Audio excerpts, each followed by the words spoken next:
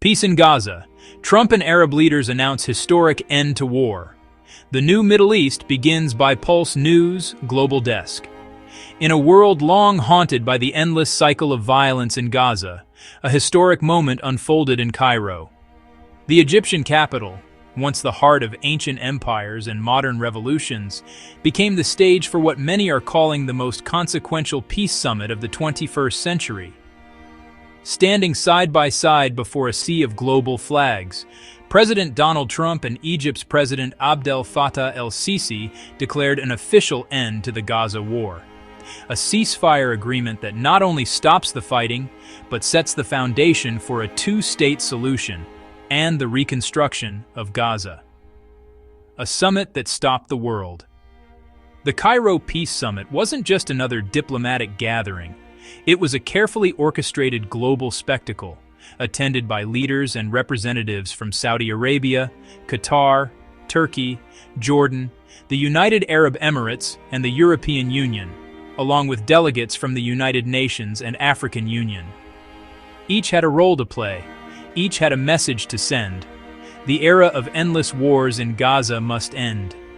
Egypt, once again, emerged as the epicenter of Middle Eastern diplomacy, the same role it played under President Anwar Sadat when he took the bold step toward peace with Israel in 1977. El-Sisi invoked that legacy, calling this new accord the continuation of Egypt's sacred duty to preserve peace in the land of the prophets.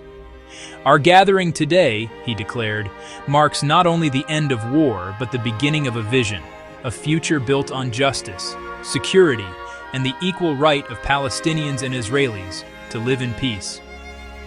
The speech carried religious solemnity but political precision, framing Egypt as the bridge between worlds, the anchor of Arab moderation, and the moral voice of regional diplomacy.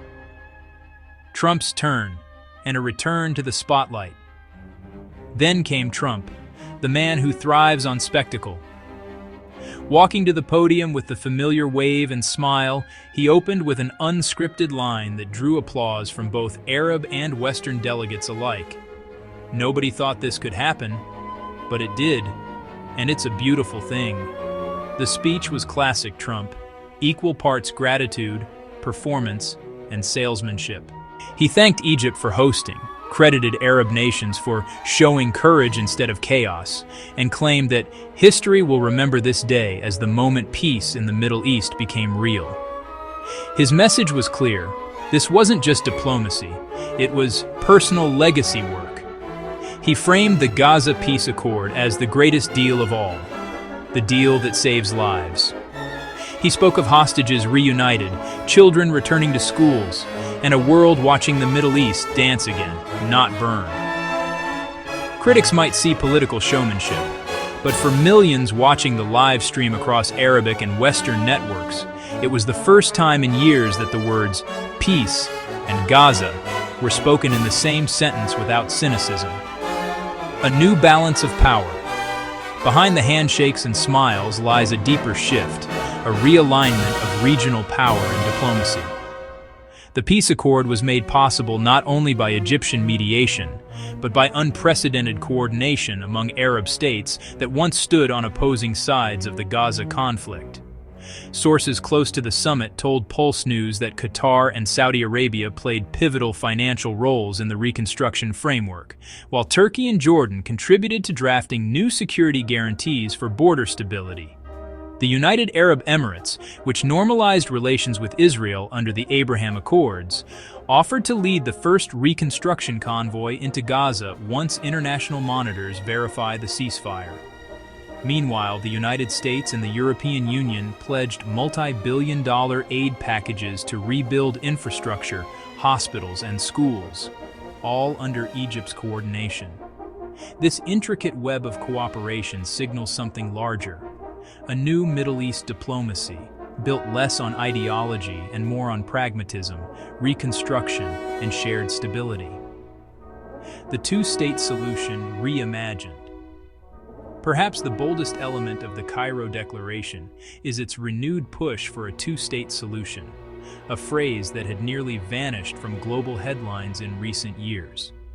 Under the new framework, Gaza will be recognized as an autonomous Palestinian territory, with the Palestinian Authority expected to gradually assume governance once security conditions stabilize. Egyptian sources confirm that talks are underway for a joint security commission, including Egypt, Jordan, and the United Nations, to oversee demilitarization and ensure that humanitarian aid reaches civilians directly. For the first time in decades, the plan has tangible timelines and oversight mechanisms, something previous accords never achieved. As one senior diplomat told Pulse News, "It's not just peace on paper, it's peace with accountability." Reactions across the Arab world. The announcement triggered an emotional wave across the region. In Cairo, crowds gathered outside Tahrir Square, waving Egyptian and Palestinian flags. In Doha and Amman, city landmarks lit up in green and white, the colors of peace. Even in Riyadh and Dubai, where public gatherings are rare, social media trended with hashtags like Ma'oid or Peace in Gaza and New Middle East. Palestinian families, still recovering from months of bombardment, described the ceasefire as a moment of breath after years of drowning. Meanwhile, in Israel, reactions were mixed. Cautious optimism from some quarters, skepticism from others. Yet even Israeli media acknowledged the significance, with one headline reading, "From Cairo, a new chapter begins." Global leaders weigh in. Within hours, statements of support poured in from around the world. The UN Secretary General called it a historic moment of moral courage. The European Union said it stands ready to assist with economic and humanitarian implementation.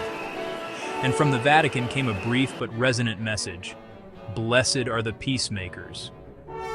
Even leaders from non-aligned nations, India, Brazil, South Africa, hailed the accord as a turning point in global diplomacy, proving that regional cooperation can succeed where global institutions have long failed.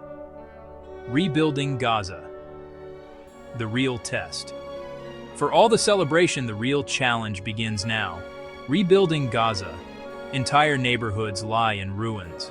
Water systems, schools, and hospitals have been destroyed.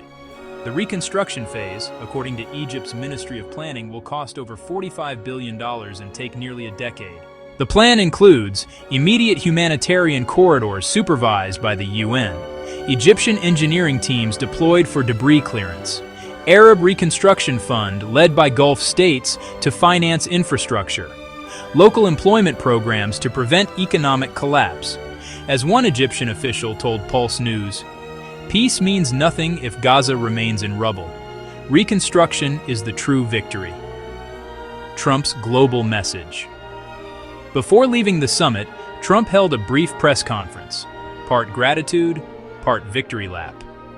He listed dozens of countries that had called or sent messages of support: Armenia, India, Norway, Japan, Canada, Brazil, Nigeria, Greece, and many more. "Everyone wants to be part of this," he said, "because peace is good business. Peace means growth, trade, and friendship." That single line, "Peace is good business," may become the defining quote of the summit. It captures Trump's transactional worldview, but also the underlying truth of modern geopolitics. Economic interdependence is the new security architecture. The bigger picture: diplomacy as performance. The Cairo Peace Summit wasn't just an event, it was a global performance of diplomacy. Cameras framed every handshake, every smile, every applause line. In today's media-driven politics, diplomacy isn't done behind closed doors anymore. It's staged for the world to see. And that's not necessarily a bad thing. The televised spectacle might be what's needed to remind a fractured world that peace is still possible, even if it takes a bit of theater to get there. The verdict. For decades, the Middle East has been synonymous with despair, the graveyard of peace plans, and the stage of unending wars. But Cairo 2025 may go down as the day that narrative began to change. It's too early to know if this peace will last, or if political realities will erode its promise. But for one day, in a city that has seen empires rise and fall, the guns fell silent, and hope spoke louder than hate. Pulse News, telling the world's story, one turning point at a time.